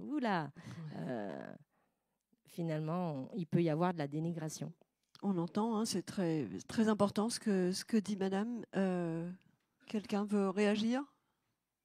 Non, je pense qu'effectivement, c'est très important et ça me navre, parce que normalement, le sport devrait être le lieu de l'inclusion. Je veux dire, a priori, c'est l'objectif. Comme tu l'as dit tout à l'heure, quelque part, il n'y a pas de religion, il n'y a pas de couleur de peau, il n'y a pas de handicap spécifique. L'objectif, c'est d'essayer de se faire plaisir et de pratiquer quelque chose ensemble. Et effectivement, dans ce contexte, on est un peu à l'inverse. Donc l'objectif, je pense qu'effectivement, il y a un gros travail de réflexion à avoir, quoi. Très bien. Et de financement à avoir. Enfin, moi, j'ai été coordinatrice en santé psychique sur le territoire Ouest-Étendebert. On est passé de 1,5 postes qui étaient répartis en 2 associations à 0,5 équivalent temps plein. Parce que l'ARS aujourd'hui fait du fonctionnement sur projet, pas sur le fonctionnement. Et donc, il y a des grandes difficultés à créer de l'interconnaissance entre les acteurs du territoire en médico-social s'il n'y a pas des moyens financiers derrière. Encore une fois, le nerf de la guerre. On peut prendre une dernière question, Didier ? Alors, je vais jusqu'au monsieur. Je fais tout. Hein. J'ai vu, tu es extrêmement engagé. On du pourrait coup, j'ai dire perdu. que Nancy est une journaliste santé vraiment engagée. Oui, bonjour. Une petite question rapide. Auprès de qui, d'après vous, se renseigner, voir si le sport que l'on pratique est bien adapté à une pathologie, voir si on en fait trop, pas assez, s'il faudrait, enfin, toutes les questions qui se... Merci, j'aurais dû poser cette question. Merci, vous l'avez posée à ma place. C'est une question extrêmement importante. Et c'est tout l'intérêt de l'activité physique adaptée. On ne propose pas tout à tout le monde. Donc ça... Oh, vous vous précipitez pas. C'est quand même une question essentielle. Déjà, dans un premier vous temps... voulez répondre, vous, à cette question ? Le médecin traitant, déjà. Alors. Le médecin je ne sais pas s'il est généraliste, le médecin compétent. Didier, traitant, tu peux dans un passer premier ton micro, pardon. Merci. Oui, vous êtes en capacité de répondre à cette question. Peut-être pas en capacité vraiment de répondre à cette question, mais ça peut peut-être vous orienter déjà dans un premier temps. Moi, je m'appelle Kevin, je travaille dans une association qui est Maison Sport Santé. On n'en a pas parlé jusqu'à présent, mais nous, ça représente, et on voit quand même que le gouvernement, il met quand même un peu d'action là-dedans, parce qu'on est de plus en plus représenté en tant que Maison Sport Santé, et on a un maillage territorial qui commence à être assez conséquent dans toute la France. Donc, ce que je peux vous conseiller, c'est de vous rapprocher d'une maison sport santé proche de chez vous. Nous, derrière, dans les maisons sport santé, il y a un bilan de la forme qui est offert, un bilan aussi où on prend en considération les habitudes de vie, l'habitude aussi santé mentale aussi qui rentre en considération, mais d'un point de vue bien sûr bien large, hein, on n'est pas psychothérapeute. Vous travaillez en lien avec le médecin traitant ou pas du tout ? On aimerait tellement. Ah oui, j'ai posé la bonne question. On n'avait pas préparé, hein, voilà. Mais bon. Mais en tout cas, rapprochez-vous de vos maisons sport santé. Elles sont très bien référencées. Vous tapez maison sport santé sur Google. N'importe où, partout en France. Ouais. Oui, non, mais pour ceux qui habitent ici. Voilà. Non, mais oui, généralement en France, ça y est, le maillage commence. Ça commence à être assez intéressant. Vous êtes capable de dire en fonction du type de trouble, du bilan, etc., de dire moi je vous oriente plutôt vers de la boxe, du rugby, de la marche, vers l'envie aussi course. de la personne, vers l'envie des personnes, etc. Aussi. Notre but du jeu, c'est de réorienter. Soit les maisons sport santé, elles peuvent proposer des choses de manière individuelle ou réorienter vers d'autres associations qui seront plus à même de faire correspondre vos envies et vos besoins. Très bien. Merci beaucoup. On n'a plus de temps pour d'autres questions, je crois. Oui, encore une ou deux questions. Charlène, tu veux compléter ça ? Oui, peut-être compléter, parce que ça, c'est des questions très pratiques pour les proches, pour les familles. Oui, si vous pouvez vous présenter et dire un mot complémentaire. Oui, on fait partie d'Azur Sport Santé, qui est le centre ressources sport santé de la région PACA, donc reconnu par l'ARS. Et donc, pour compléter les propos de Kevin, si je ne me trompe pas. Oui, en effet, il y a un maillage territorial des maisons sport santé sur tout le territoire français. Il y en a 500 actuellement. Donc, il y a un raisonnement territorial, c'est-à-dire que normalement, vous n'allez pas trouver 2 maisons sport santé au même endroit. On fait en sorte de couvrir le maximum de zones. Sur la région PACA, on en a 40. Et en effet, ce sont des dispositifs qui sont reconnus par les ministères de la Santé et des Sports. Donc, on va dire qu'il y a un gage de qualité plus. Les personnes qui ont une prescription ou pas peuvent se diriger spontanément vers une maison. Ou pas, hein, c'est très important. Après, il y a toujours forcément le médecin traitant ou spécialiste qui va intervenir à un moment ou à un autre, parce que une personne peut se présenter sans prescription. Pour autant, on va toujours lui recommander de consulter son médecin pour faire un petit check-up, pour voir si tout est OK, et éventuellement pour pratiquer avec un certificat d'absence de contre-indication. Donc en tout cas, ces personnes, elles peuvent se présenter spontanément, elles peuvent bénéficier donc d'un fameux bilan de forme avec des tests de conditions physiques et un entretien motivationnel qui va permettre de cerner au mieux quels sont ses besoins spécifiques par rapport à sa santé et, comme l'a très bien dit Kevin, aussi par rapport à ses envies, ses besoins personnels. On peut nous recommander de faire de la natation. Si on n'aime pas ça, il faut trouver autre chose. Donc voilà. Et après, ces maisons sport santé vont orienter vers des programmes des structures partenaires ou éventuellement des programmes qui sont portés par la structure porteuse de la maison sport santé. Et il y a de quoi faire. Vous pouvez aller sur Mon Sport Santé PACA pour ce qui concerne la région PACA. Vous avez une sorte d'annuaire en ligne où vous pouvez cocher plein de filtres et ça vous oriente soit vers une maison sport santé, soit directement vers une structure sport santé qui va être en capacité de répondre à vos besoins du moment. On a parlé des psychiatres. Juste un dernier mot. Si les médecins étaient derrière vous, généralistes, vous pensez, on pourrait mettre un gros coup d'accélérateur? Alors, j'ai une vision peut-être un petit peu plus optimiste à ce niveau-là. Je pense que les médecins sont quand même très conscients des bénéfices de l'activité physique. Après, on se met à leur place. Ils n'ont pas forcément le temps de dédier. C'est vrai qu'on en demande beaucoup aux médecins. Et c'est pour ça qu'aujourd'hui, le message qu'on fait passer, c'est les médecins, recommandez-le à vos patients, prescrivez si vous avez le temps, etc. Et si vous n'avez pas le temps, orientez vers une maison sport santé. Nous, on prend le relais, on est là pour... et c'est vrai qu'on essaie de... le parcours de soins, normalement, le point d'entrée, c'est toujours le médecin. Des fois, ce n'est pas le cas. On essaie de revenir vraiment vers le médecin. C'est compliqué, mais il faut se mettre aussi à leur place. Et aujourd'hui, heureusement, de plus en plus de médecins sont convaincus, donc ils sont quand même là. Merci, merci. Des facilitateurs, en tout cas, il y a de grands facilitateurs. On arrive au terme de cette table ronde. Je vous interromps 3 minutes. Non, mais je vous interromps 3 minutes pour vous donner quelques informations pratiques, mais vous avez encore le temps d'échanger et de faire ce que nous sommes venus faire ici, de faire forum. Vous rencontrez des experts, des psychiatres, des personnes concernées, des associations. Le but est de faire forum.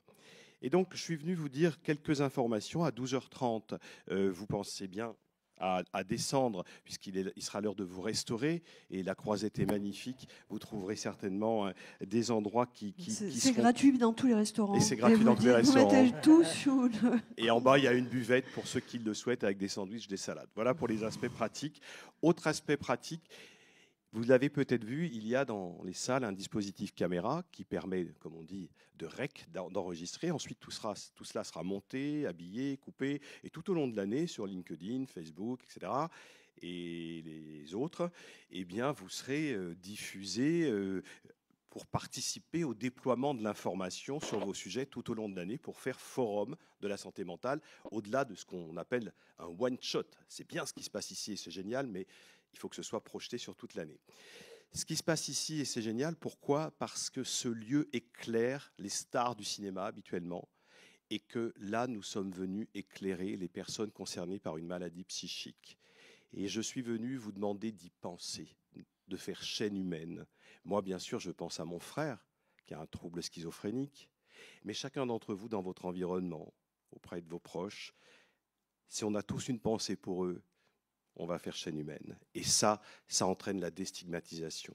Et sur la déstigmatisation de ces personnes concernées, vous savez, quand j'avais 15 ans, mon oncle a dit « Vous venez déjeuner dimanche, mais vous venez sans Alain. » Alain, c'est mon frère.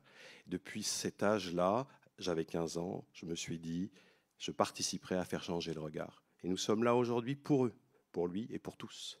Et pour tous vos proches et toutes les familles concernées par ce trouble psychique. Et il faut prendre position. Sur le site www.psychodon.org, il y a 10 priorités pour la santé mentale qui vous sont proposées. Pour chacune d'entre elles, vous pouvez dire quelles sont vos attentes, quelles sont vos propositions. Quelles sont vos attentes, quelles sont vos propositions. On a besoin que ça vienne de vous et de vos proches. Pour porter, et c'est le dernier point, le livre blanc de la santé mentale, nous le remettrons au président de la République, puisqu'il est là. Normalement, hein. Voilà, c'est ce que je voulais dire. Mais si c'est un autre, nous nous remettrons pareil. Nous le remettrons aux présidentiables, aux mécènes, aux députés, aux élus, de tous bords, de toute vision, aux industriels, à la société civile, avec l'ensemble des propositions sur chacune des 10 propositions, la santé mentale et le sport, la santé mentale et la recherche, etc., etc. Les autres salles sont en cours aussi. Et là-bas, on discute et on échange sur la recherche et la santé mentale, ailleurs, sur le lien social et la santé mentale. Toutes ces consultations citoyennes sont super importantes parce qu'il faut que ça vienne des personnes, il faut que ça vienne des personnes qui sont concernées. Et enfin, ce soir, chantons. Il y a le karaoké de la santé mentale. J'espère que vous serez nombreux à venir chanter, à partager de la joie, parce que même si dans nos familles, c'est pas toujours que de la joie, ce soir, chantons à partir de 18h, après l'allocution du ministre de la Santé, M. Yannick Noder, que j'aurai la joie de recevoir à 17h30. Bon forum, et merci de votre engagement. Donc merci. On a entendu les enjeux. En fait, il nous invite à refaire le débat en fait, que nous venons d'avoir. Bon, bah écoutez, je crois qu'on arrive quand même au terme. On a beaucoup échangé.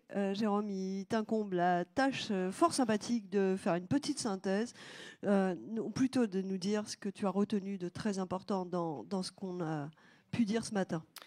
Oui, donc bon, j'ai spoilé tout à l'heure la fin, c'est-à-dire que le sport c'est bon pour la santé, ça on l'a vu tout au long des témoignages, mais finalement on s'est aperçu, je pense par rapport aux témoignages, par rapport aux visions un peu de chacun, qu'il y a différents types de pratiques de sport. C'est-à-dire qu'il y a le sport pour se dépasser, il y a le sport pour s'entretenir, il y a le sport de haut niveau, avec les bénéfices et les dangers que ça peut créer. Donc finalement, on voit que le sport, c'est pas quelque chose de neutre. Et finalement, ça touche, et si on veut faire le lien avec la santé mentale, à deux éléments qui sont actuellement très à la mode au niveau scientifique, au niveau clinique, au niveau psychologique. Première chose, c'est la notion de valeur. C'est-à-dire que les valeurs, c'est quelque chose qui est très important. On est tous portés par des valeurs. Et on s'aperçoit que dans le sport, on peut tous retrouver certaines valeurs. Comme on disait, le fait de se dépasser, de s'entretenir, de penser à soi, de penser aux autres, d'échanger, etc. Donc ça, c'est déjà un point très important.